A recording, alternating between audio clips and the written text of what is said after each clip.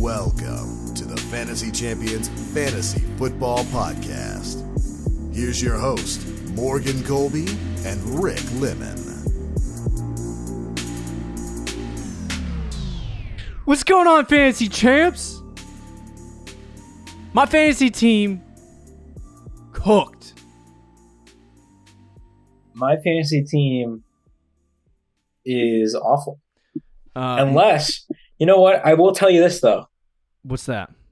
I believe I went 7-2 in my 9 leagues this week. Oh, wow. But one of those 2 is the home league, so does it even matter? I outscored you by 102 fantasy points this week. You know, I thought Jordan Addison was going to start to get more playing time. Is he going to backwards? Is he going to negative? He had 0 points this week. Well, how many? What was the snap percentage? 58%, which is Kirk Cousins the lowest since week 1. Yeah, and then Kirk Cousins came back down to earth with Austin Eckler out and Christian Watson on my bench from Thursday night. I started Roschon Johnson because there was reports that he was going to get more work this week. Yeah, and he also got his season low in snap percentage and touches. So, you know. Yikes, that sounds like a bad day at the office there, buddy. Hey, but I have A-Chain and Mark Andrews, right? So there's, you know. The future is looking bright. 1 and 3. Bro, you got to figure it out. I can't. Yeah, it's like the third year in a row in the home league, man. I should have drafted Diggs instead of Eckler, honestly, in my first round. Yeah, you probably. Well, you know that's your biggest problem. He's been out for a while, but Eckler's not played since week 1. Welcome to the pod. Welcome to the pod. It was a fun day. Well, yeah, I guess it was fun. But it was a fun Sunday afternoon. In the NFL, 1 o'clock games were really good. 4 o'clock games, I don't really know what happened in the other ones. To be honest with you, I was kind of depressed. How many? There was only 2 other ones. And it was Chargers Raiders. Okay, and Justin Herbert was cooking again. 24-17. Actually, he wasn't really cooking it. He cooked a little bit. Oh, and then the blowout, the Bengals blowout. No, the other one was the 49ers Cardinals. Oh, that's right. So, yeah. Josh Dobbs, side note, threw 2 touchdowns, almost 300 yards against 49ers defense. And they still only scored 16 points. Yeah, but still, isn't that crazy? That's wild. He has 0 interceptions on the season. Yeah. Yeah, it was the 4 o'clock games were not there. We're not there. No. But 1 o'clock was great. Had a great time watching that. It was a great Sunday of football. We got Monday Night Football games. We're recording this on a Monday, so whatever happens on Monday night, good luck. Before we jump into our weekly waiver wire, our weekly recap on our waiver wire pickups for the week, check out our website, fantasychampions.com. Follow us on Twitter, Instagram, Facebook, TikTok. If you're listening on Apple Podcasts, Spotify, Stitcher, and any other podcasting platforms, please leave a review and share this pod with your friends. If you're watching on YouTube, subscribe, click the bell for notifications, like, and comment down below. So like I said, we're talking about the weekly recap. We're talking about the waiver wire pickups for the week. Any overarching thoughts on the week for you, Rick?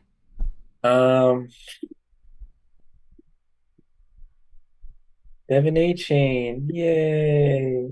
Yeah, you're depressed. I'll say, your team did really good. So some of the guys that you have, yeah, yep. Stephon Diggs is him, which for I could have told you that for sure. You know who's not him? Who's not him? Mac Jones. Yeah, we don't have to talk about that. I'm in take lock though. This is a fantasy football show, right? So it's not like we were going to talk about him anyway. I'm going to get take lock. Yeah. Bad take jail. Yeah. Are you in take jail? I'm going to be in take jail. Yeah. Bad takes. I'm pretty much wrong on all the Patriots takes, to be honest. I will say I looked at my guys because we're now 4 weeks through. Okay. So I looked at my guys I tweeted. It's not looking good, but I did have Justin Herbert as my guy quarterback. Yeah, who's I think top 3 or 4 right now. Okay. I want to say. Oh, he's QB1. Justin Herbert's QB1. Hello. And my guy at running back, I had 2. I had Gibbs, who's not good. But you know who my other running back was? Who? Devin A-Chain. my guy, back in August. So that's a W. But my receivers were Calvin Ridley and Mike Williams. So that's and you know who my tight end was? Cal Pitts. So yeah. Talk about him today. Again. Yes, we will. I wish I was talking about him for positive reasons, but it'll never happen. All right. No. Well, with that being said, let's talk about the weekly recap of fantasy points and give you some booms and busts for the week. Obviously, a fun week of football. It is the beginning of October. The leaves are turning orange where I am. It's finally fall. Kind of. It's it fall. feels like fall. A bunch of people, you can tell who the cool people are and who the cool people aren't by where they are on a Sunday afternoon. So my butt was watching football. But there were some people on my Instagram feed who were wearing their flannels and getting some apples off those trees, my friend. And I said, what are you doing? Not watching football on a Sunday afternoon. What are you doing? I'd be so disappointed. I judged a little bit. I would judge. I couldn't imagine not watching football on a Sunday afternoon unless something like really atrocious happened. Something really bad that I had an obligation that I had to commit. Exactly. Yeah. So anyway, but yeah, so it is fall. It is getting to that time of season. You're almost we're a couple weeks away still from the halfway point of your fantasy season. And things are looking interesting. So let's start with the QB booms of the week and run through those. We had Josh Allen with 36.5, so that's pretty normal. Anthony Richardson came in at 29.6 this week. Should we have been higher on A-Rich in the offseason? Probably, but I don't know that anyone could really in redraft be higher on him, like justifiably, because the takes that I have are the takes that I would continue to have. Yeah. Even if it was a different rushing quarterback. The big thing for him, and the reason why he was getting drafted into the 9th round and why a lot of the fantasy community was in on him was because of the rushing upside. Right. But which he has, obviously. He was going to have that regardless. The reason why I did not love drafting him in that area was specifically related to, if you look at Justin Fields' rookie year, he had some really good rushing games, but the passing it just wasn't there for him. Right. And I kind of anticipated that happening with the Colts, which it hasn't. And Richardson's actually been good passing the ball for the most part. Better than at least we expected. Right, better than we expected. So he's put together some really good performances, but I just don't know. I still have the concerns. What's the ceiling for him? I think it's high. Well, I think it's high. You mean just for this year? Just for this year. Where do you think by the end of the season? Where do you think he'll physically he could land? Still be. He's going to be a top 10 quarterback. Of course. I don't know if he's top Herbert 5 though. The last guy that I can remember that was fantasy relevant was Justin Herbert his rookie year, and he finished that season QB9. Yeah. Well, where's CJ Stroud too? I don't know. Stroud's QB10.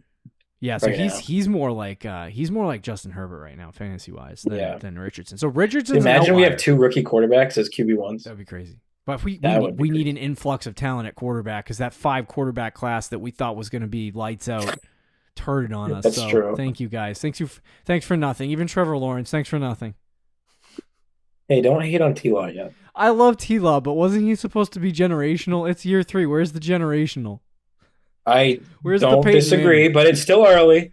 Where's the Peyton he's Manning? Not, he's averaging 250 a game and a where's touchdown Peyton Manning or 2. with long hair? All right, it's still early. All right, you're right. But yeah, no, A-Rich is fantastic. I took him in the home league because he fell to me in the 11th round, so I ain't complaining. But yeah, maybe we should have been more in on him. But Justin Fields bounced back, 28.9. Real That's life, the Fields we were expecting. He blew the football game. In fantasy, I was gonna say this last week, but he didn't even do it on the ground. It was all through the air. Oh yeah, he had 25 rushing yards. So the big thing about Justin Fields is that, like, obviously he played Denver this week, so you have to kind of dial it back. But my thing with Justin Fields more specifically, like, and I didn't want to say this last week because I was kind of like hesitant on Justin Fields. Like, he started to make me question him. And, you know, with the bad games, and like I was kind of like I literally told the person who has him in our home league, I said, to be honest with you, like, this is what happens with Fields. It takes him a little bit to get going. Like, I saw this last year, and then he ripped off a bunch of 20, 30-point fantasy performances. And I hope you're right. That could happen. I don't know if it's gonna, but well, as a fantasy football Fields truther, that's great. But in real life, I don't know how much longer he can hold on. Like, he's got this whole season, I think. But I mean, if they get the number 1 overall pick, yeah, if Fields keeps playing the way he's playing, which is pretty good, he's out of there. They're taking care of it. Yeah, and I don't know that Justin Fields would get another job as a starter in the NFL. I think he will. You sure? Unless he doesn't win football games. If he plays like he did this last week, he will get. You don't think the Falcons would take him over Ritter, a team that's like too good to get for sure, top but like, 10 pick? Where are the Falcons in the draft? I don't think they're going to pick top 5. They're 2-2. Yeah, it looked real bad yesterday, though. They're going to win like 7 games off their defense, I think. They're kind of like the Pats, unfortunately. Yeah, it's just so far into Fields' career that it's like you almost can't rebound. No, I get it. I don't think it would be a lock, but I do. If he plays like he did the first 3 weeks, I don't think he gets another shot. If he plays like he did last week, he definitely, I think, gets another shot. That's the way I'd put it. Let's not move to the QB busts as much as I want to spend. I could do a whole show on Justin Fields. Same. I like his hair. I like how he looks in the Bears uniform, too. Right. That's really a little gay. Sorry. Let's talk about the bust. Speaking of attractive men, Joe Bustro. What? Joe Bustro. Pause. Let's just call him Joe Burrow. Okay. He had 4 points this week. Yeah, he's not the same guy. He's with the calf injury. He's with the calf injury. Is it the calf injury though? Is it the calf injury? I was just gonna say, or did Joe Burrow take $550 million from the Cincinnati Bengals and say, "Shove it up your butt, I'm going home"? I'm not saying that, but Joe I feel like the calf injury is like a little bit of an excuse. Like, does it have an effect on his play? Yes. Should he be playing this bad though? No. Well, so I think for fantasy football this year, so far, he has been Joe Bustro. He has been a bust. Yeah. Simple as that. What do you do with him? I don't cut him, but he's nowhere near my starting lineup. Yeah, you can't keep floating him out there. No. But so maybe trade him to a Bengals fan. We spent the offseason, right? Like mock drafting, and over again we just kept on seeing the top 8 be the top 8. Yeah. And there was a concern from both of us of like, if we wait on a quarterback, we ain't getting one. Mm-hmm. And Joe Burrow, what was he, like top 5 rounds, top 6? Yeah, top 5 rounds. And if you just waited and drafted Anthony Richardson, or like waited for the season to start and took C.J. Stroud off the waiver wire, or even Jordan Love in the late rounds, Kirk Cousins, or Kirk Cousins, like, even though he did have a good week, there's some options there now. Like, now hindsight's 2020, but there's always going to be options, and I think that's one thing we need to learn from fantasy football through 4 weeks is that in drafts next year, there will always be options in fantasy football at quarterback, and we locked ourselves to the top 8. And now Joe Bustro is crushing fantasy teams because people keep putting them in their lineup. Keep putting them in their lineup. You're right. I also did say, I think we both said this, that it was hard to not draft someone in that top 8. The top 8 was the clear top 8. Yeah. But when do you ever get a draft where the top 8 at any position finishes as the top 8? Never. It's never happened. There's always going to be an outlier. We thought maybe it might have been Fields, this year. It still looks like it could be. But Fields right now, I think, is like QB 11, so he could still probably be top 8 depending on how the season goes. Yeah. maybe like Trevor Lawrence, which that looks like it could be the case, but we didn't even think of Burrow. I will say we didn't think Burrow had as high of a ceiling as those other guys because he's a pure pocket passer, but we didn't expect this. But it's also like calf injury. Like we didn't think that he would have a calf injury that would affect. And he shouldn't be playing through it. He should sit down for a couple weeks at least and recover. Yes, but at this point, like he should have done that in week 2. They're screwed. Yeah, they're starting to fall apart. What are they, 1-3? Yeah, they can't. At this point, you either shut him down, or you have him play through. Like there's no. They should have shut him down after week 1. Trade T. Higgins for another first-round pick and draft Marvin Harrison with your top 5 selection. Honestly, Marvin Harrison, dude, imagine. Oh my gosh, how much help does Joe Burrow need? And they get a first-round pick for T. Higgins. Like, see you later, dude. Yeah. That honestly is a good strat if you keep losing games. Anyway, so let's talk about the next quarterback bust. Kirk Cousins 11.6, so he came back down to earth. 1:00.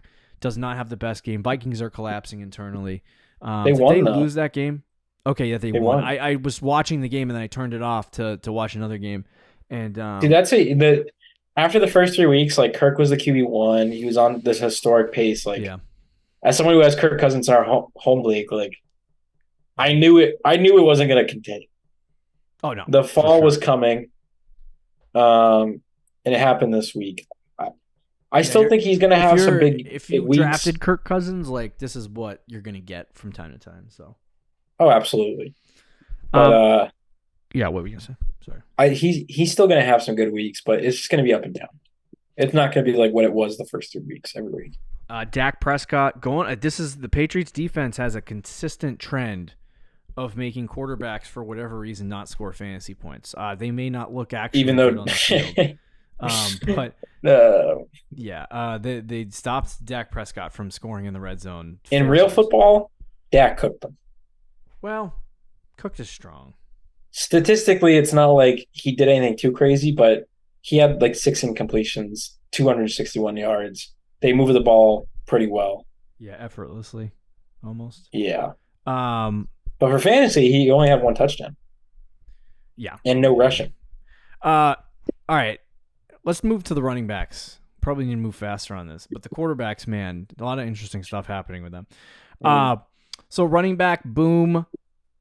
CMC 48.7. I played him and scored 196 points here. And I'm probably going to survive. Unbelievable. He had 4 touchdowns and he actually had 5 more carries on the last goal line opportunity. 5 more goal line opportunities. He didn't score a touchdown. So he could have had 5 touchdowns. He would have been at 54 fantasy points. Yeesh. He's absolutely absurd. Yeah. Hey, he's the best fantasy running back when he was on the Panthers, right? He was the number 1 fantasy running back. Now he's on a top 5 offense in the league. Yeah. And he's the workhorse. Like, didn't expect that. We should have seen this one coming. I mean, we always knew McCaffrey was great. There's no. Yeah, he's fantastic. David Montgomery at 34.1, so L Rick for Jahmyr Gibbs and L everyone else for Jahmyr Gibbs, I guess. 3 goal line touchdowns. Yeah, there you go. He's the workhorse. I'm going to rant about this just a little bit. Not to take too much time. Go ahead. I'll give you 30 seconds. People are making this an argument of saying you don't know real football. It's the fantasy community is a bunch of idiots because the Lions are doing good and all this stuff. It's partly true because they're winning games, so who is us to tell them anything? But from a management perspective, you drafted Jahmyr Gibbs, 12th overall.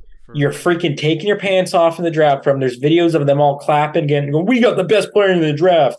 And you don't even use him. And you use him. When you do use him, he's a decoy or he's out there for like end arounds. You give him like 6 carries a game and like 4 targets or whatever he got. Like, are you kidding me? Why They could have ended up with Christian Gonzalez. They could have ended up with Jalen Carter. They could have drafted so much better. They could have drafted a real player and used him and actually made that team even better. But they're a bunch of freaking morons, and I don't care if they say, "Oh, you're just a fancy guy talking about." No, it's a football decision. They're a bunch of idiots.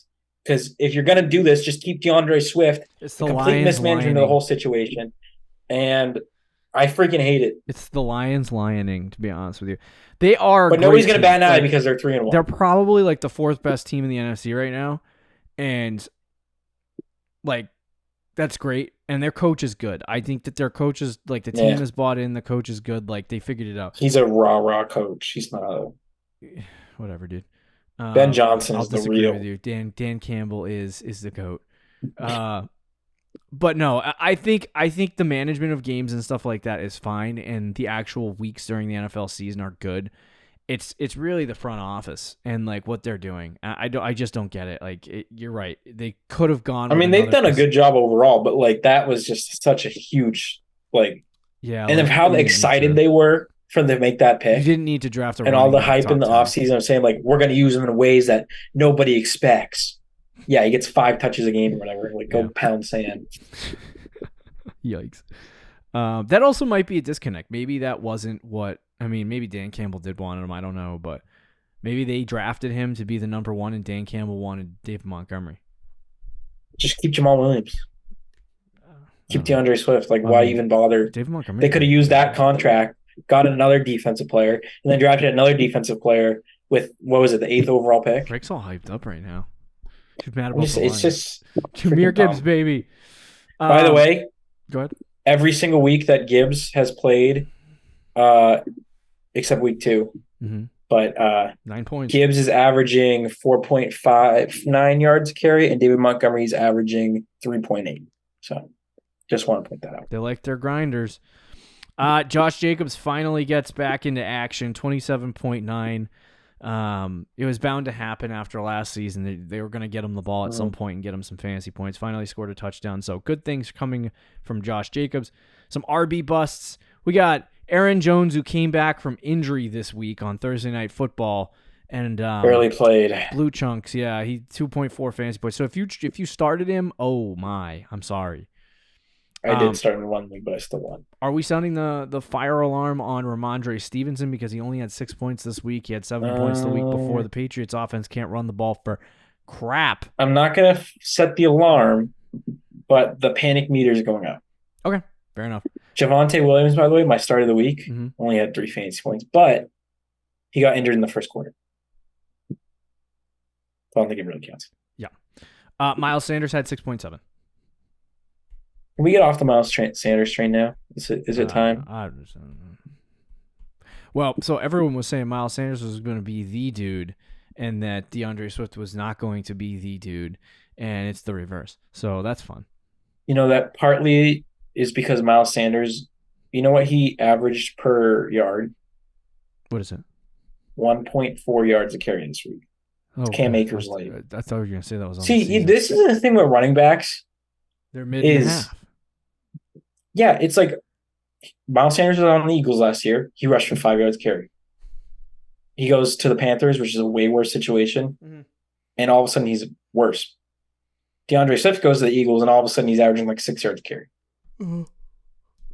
Offensive lines matter so much in the run. They really do. Unless you're Saquon Barkley, unless you're Christian McCaffrey, unless you're that elite level running back, offensive lines matter so much. You got to focus on that when you're taking backers.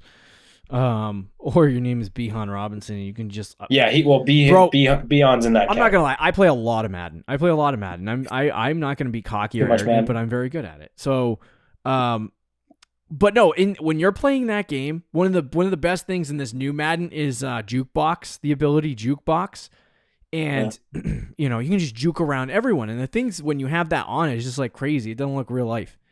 And the first time I saw that freaking Bijan Robinson juke somebody, I was like, "Oh my god!" Bijan Robinson, or is it Bijan? Bijan, what I don't know, whatever your name is, Robinson. First time I saw Robinson freaking juke somebody, I was like, "Holy crap! That looks like he's got jukebox activated."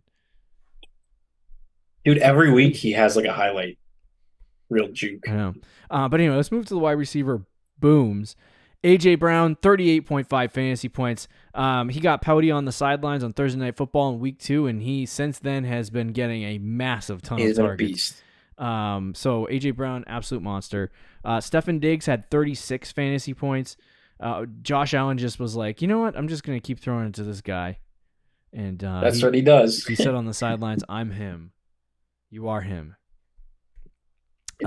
Nico Collins has another monster game. He already had a 27-point performance this year, but he gets a 35.8. Somebody online said that they think that Nico and Tank are just going to keep swapping really good games, but I don't know.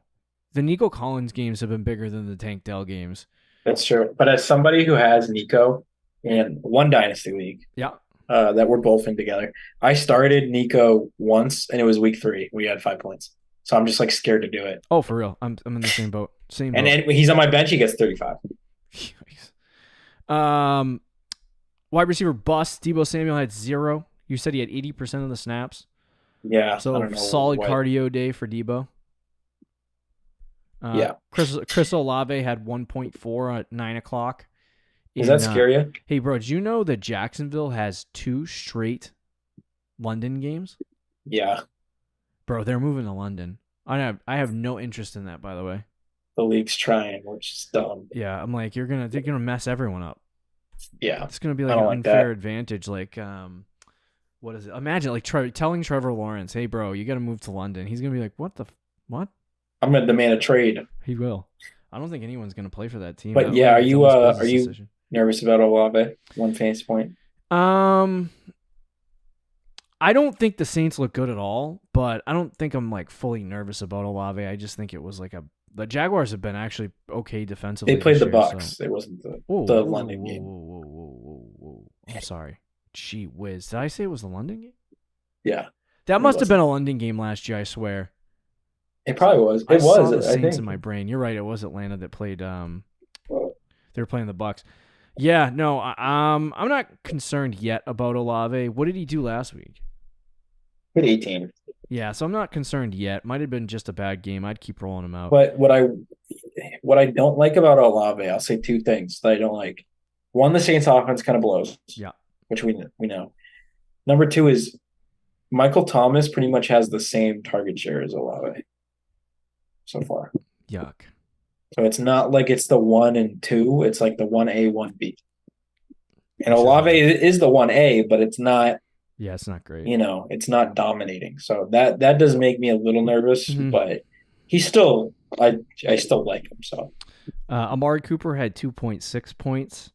So the Browns threw out what's his name at quarterback? Yeah, Tyron Thompson, or what the frig his name was. He had so much preseason hype, and then I mean that's what. But he's a rookie, like 4th rounder. Preseason hype guys aren't good. Yeah, well, especially when you're a rookie, like 5th round pick or whatever he was. And T Higgins had 3.9, but he got hurt, so he did, and he might miss a couple weeks. He's off to just a really bad start this year. And you can blame Joe Burrow. I want the Pats to trade for him and Jerry Jeudy, and then we're cooking with grease. Then we cooking. Let's move to the tight end booms and busts. We got Cole Kmet with 27.6, so he went off with. If you somehow had the Justin Fields Cole Kmet stack this week, congratulations, you probably won. Mark Andrews had 25. There you go, Rick. And Jonnu Smith had 15. So big drop off after the hey, guess what? Jonnu Smith's the tight end 11 on the season. Through 4 weeks. Thanks, Bill. Thanks for nothing. I think it's a thanks, Bill, and it's also Arthur Smith loves Jonnu. Yeah, that may be true. He was the Titans OC back in the day. So George Kittle, 1.9 points, so he's back to terrible, on and off every week. Kyle Pitts. It's time to. Is he droppable? Yeah. Try to trade him. Like, there's still some lovers. Yeah. But this is it. Like, it's week 4. Like, what are we doing? What are we doing with Kyle Pitts? Desmond Ridder, I've officially come to the conclusion, is worse than Zach Wilson. Okay. I'm not joking. He has a good offensive line. He has Kyle Pitts. He has Drake London. He has Bijan Robinson. He has ridiculous talent all over the place, and he still statistically is a bottom 3 quarterback. Wow. He freaking blows. I hate watching him play. Somebody tweeted this, a Falcons fan, and I think it's very true. Zach Wilson and Justin Fields are fun bad because they make big plays and they have like talent. Ritter is boring bad, which is the worst kind of bad because he can't do anything. He throws like 5-6 yard passes, but he's not fun and he sucks. It's the worst combo. So what do you think Mac Jones is? He's closer to Ritter than he is. In terms of that analogy. Okay. The thing about Mac Jones is he actually knows how to play football. I don't think that's very true. TJ Hawkinson had 4.4 points, so it goes along with the bad day. The only person that didn't have a bad day for the Vikings, Justin Jefferson. All right. So there's your booms and busts for the week. Any more thoughts on that, Rick? No, that's probably it. All right, so let's talk about some juicy stuff. Waiver wires for the week. We'll start with the quarterback position here. Stroud's got to be the number one guy, right? Oh, 100%. I think last week we said to pick him up as like a long-term option. Yep. And I hope you did because I don't even think he's probably going to be available. It might be starting now, to be honest with you. Yeah. So I don't think it's a long-term option anymore.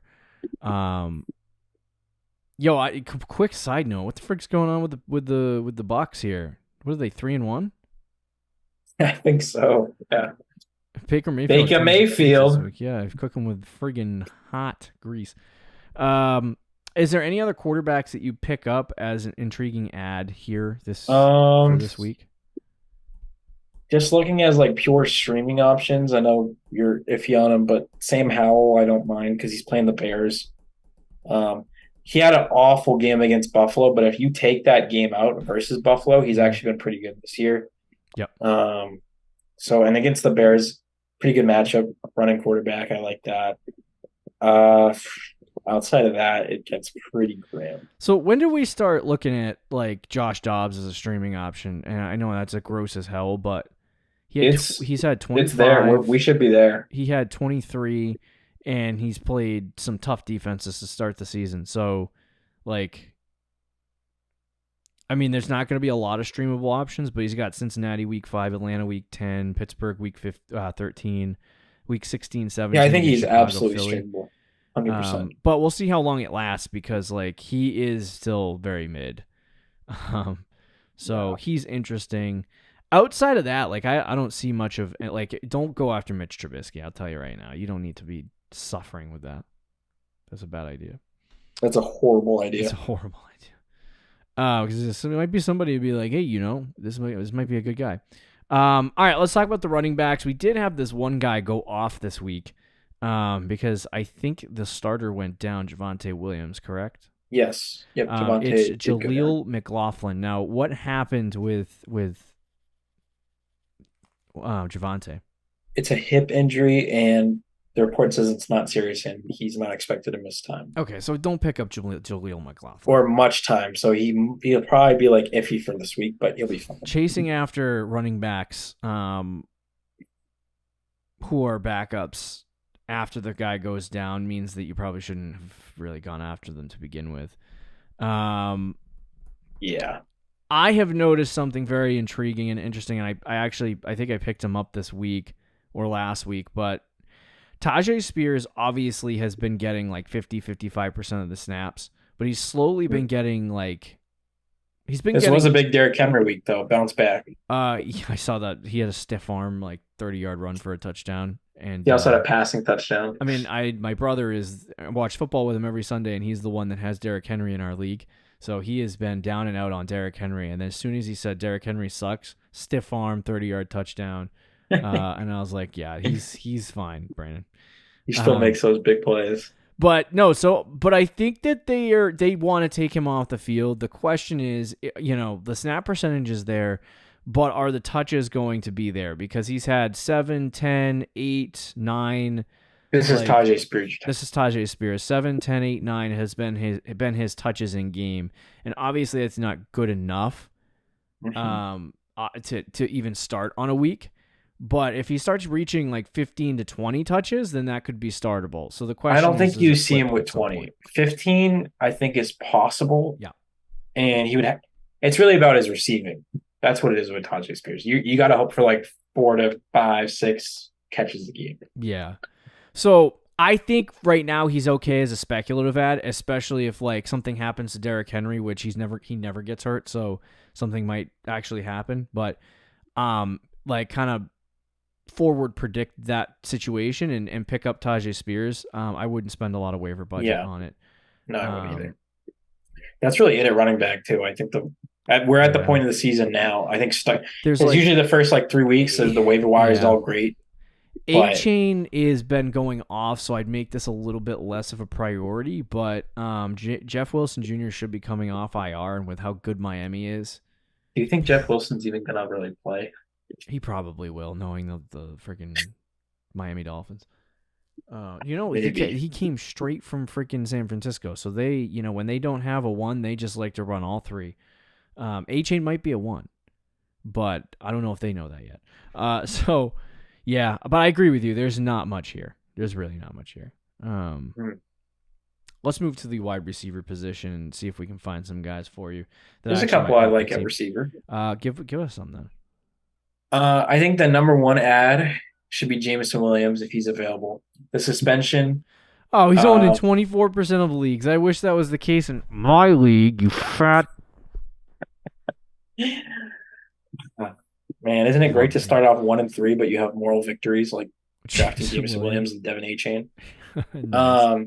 So yeah, Jameson Williams was originally supposed to be suspended 6 games. They cut it down to 4, so he's coming back this week. I don't think they're going to just give him a lot of work week 1, or week 1 for him, week 5. Like, I think this week he probably gets 50% of the snaps. Like they're going to use him in for certain packages. But as the season goes on, this dude has legit upside. He's the type of player that can take a slant 80 yards. He's a deep ball threat. He's a big play guy that the Lions don't have in that offense. And he's just ridiculously talented. He a lot of people compared him to Jalen Waddle coming out of school, but he was coming off a torn ACL. Yeah. He was a top 12 pick 2 years ago. Something and he just really hasn't played. Yeah. He's now a full 2 years removed from the ACL. He's completely fresh. I really want to see what he does. Don't pick him up and start him, but pick him up, keep him on your bench. And he's a guy who could have real legitimate upside in your fantasy league. For sure. I like Quentin Johnston. I think I talked about him a little bit last week. Yes, I do. Rick and I had a behind-the-scenes fight about Quentin Johnston. Which, I mean, am I right? Yes. Kind of. Just say yes. 27 points is enough to be, yes, you're right. 27? DJ Moore, baby. I told you. Oh, yeah. Oh, I wasn't arguing that DJ Moore or Quentin Johnston was better than DJ Moore. My offer was better. I never said it wasn't. I just wasn't in love with it. That was what I was saying. Quentin Johnston, though, definitely a good waiver wire ad this week if he's not rostered in your league. I do think that, without Mike Williams in, he could get some opportunities. Now, this week they didn't have Mike Williams, right? Correct. And did it look good? No. Okay, see, this is what I'm saying. But I'll give you some positives. Okay, give me some positives because 3 targets kind of. His snap percentage went up from 24 to 51. So good. He ran the most routes he's had in his career. He was their 3rd receiver, so that's at least good. And he did have a red zone target, a touchdown target, but I think it I don't know if he dropped it or if it was a bad throw, but he obviously didn't complete it. Yeah, it's gonna. So I think this is one of those guys though. As the season goes, just like Jameson Williams, yes, as the season goes on, he has real upside. But he's not someone you pick up and start right away. But he is a very good pickup. Yeah, that's what I was gonna say. Is pick him up. He has a bye week this week, so you could probably get him for absolutely free after the performance that he had this week. But it's not a bad pickup because you can just kind of stash him and wait. Because I do think he's going to be one of those receivers that probably comes on later in the season. Because they really don't have money guys like Josh. What's his name? Josh Palmer. Josh Palmer is definitely their number 2 guy right now. But I think Quentin Johnston being a rookie and the capital that they use to draft him is probably going to end up. And also watching Chargers games, which I do because I love Herbert, so I watch those games. Palmer is not that great. He had 8 targets this week, and he had a 150-yard catch at the end of the game to win the game, which was a great play. Yeah. But for the whole game, he was like dropping passes. No, he's not great at getting open. Like he's just kind of a mid wide receiver. So like if Quentin Johnson has any ability at all, Yeah. he will overtake Josh Palmer. Yeah, for sure. Agreed. I don't mind Tyler Boyd either this week. I don't either, yeah. T. Higgins he sustained an injury, but it doesn't sound like it's too hyper serious. So like, but he might miss a week. So if you they're going up against Arizona this week. If you need a play at your flex, because I think very solid. I think bye weeks start this week. Correct? Underwhelming, but yes, yep. Okay, so yeah, if you need to start at flex, Tyler Boyd might be a good solid pickup and agreed. Start. But outside of that, like unless you're like speculatively adding guys like Marvin Mims, Jaden Reed. Marvin Mims, I'll quickly say, like he's still not getting a lot of work, but he's making play. Like he's only going out there for 30% of the snaps, but every time he's out there, he'll make like a big play. Like he clearly has ability. He's just in Sean Payton's doghouse for some reason. It kind of reminds me of Brandon Ayuk a couple years ago. I think it's just because he's given him the rookie treatment, but he's somebody too who could break out the second half of the season. Yeah, and then another guy that I like as a young stash kind of play is Josh Downs. He did have a tough week this week. Didn't perform as well. There was only 11 completed passes for the Colts. One problem because Richardson might have weeks like that. But he was actually targeted in previous weeks, like 6 to 7 times a game. So did I bring up one last guy? Yeah, go ahead. Michael Wilson. He had 7 targets this week, so he wasn't bad. But like, previous weeks he only had 2 or 3. So do we expect that to continue? I don't know, but I think it's worth a flyer ad, especially if Kyler Murray ends up coming back this season. Like, yeah, it could go in a positive direction. Is that their only number 2? Like is he their number 2 guy? Yeah, Rondell Moore was supposed to be, but he's kind of dead. That kid's too small. Yeah. All right, let's talk about some tight ends here. He's not really a guy that I necessarily want, but Jonnu Smith, 8, and 15. Oh gosh, that's how you know we're in. He's been getting the middle of the football season. Yeah, for sure. Snap percentage has been horribly disgusting. He averages like 56 to, I would say 55 to 60%. I don't love it. I'd stay away. I'd rather have Jake Ferguson. You want to know another one that's really gross?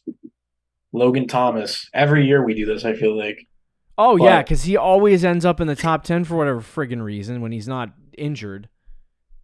But then he'll get injured and miss like half the season. But in the 3 games he's played this year, 8 points, 10 points, and 7 points. So he's like a streamable tight end, but it's super gross. Yeah, he's tight end 19. There you go, Logan. Logan. He's good for 3 catches a game, which for a tight end is like okay. Yeah, solid. But yeah, I don't mind this Jake Ferguson kid from Dallas. He's actually put up some good games. Green Bay was he actually got hurt. Luke Musgrave. The injury it was a concussion, so he has enough time to get ready for Sunday. But if he misses any time, who's their other tight end that they drafted? I don't know. They drafted 2 tight ends this year in the second round, which was so stupid. But one of them was more of a pass catching one, which was Musgrave, and then they drafted Tyler or something. But he might be worth a flyer, but who knows? Yeah, if you don't have a tight end option on your team already, you're screwed. Yeah, you're absolutely frigging porked. You think if somebody like how did Freiermuth do this week? Kaka, 3 points. If somebody drops him, so like there might not be a lot out there, but look for guys that might get dropped because they had bad weeks. Sure. Freiermuth is definitely one of those guys. I actually, when I heard, I hope Kenny Pickett is fine, and it sounds like he is. But when I heard that we might get what's his name, Trubisky, that I was like, okay, because he actually targeted Pat Freiermuth a ton when he played last year. So, any more tight ends you want to talk about? No, I think that's probably it. Okay, there's your show, fellas. There's your show. Week 4 is almost in the books for us, but completely in the books for you when you listen to the show. Season is flying by already. We're already a quarter of the way in. Be sure to get these guys on your waiver wire. Hopefully you enjoyed this episode. Talk to you later, guys. Bye. See ya. Thank you for listening to the Fantasy Champions Podcast. Make sure you subscribe on iTunes and YouTube, and follow us on Twitter @TheFFChamps.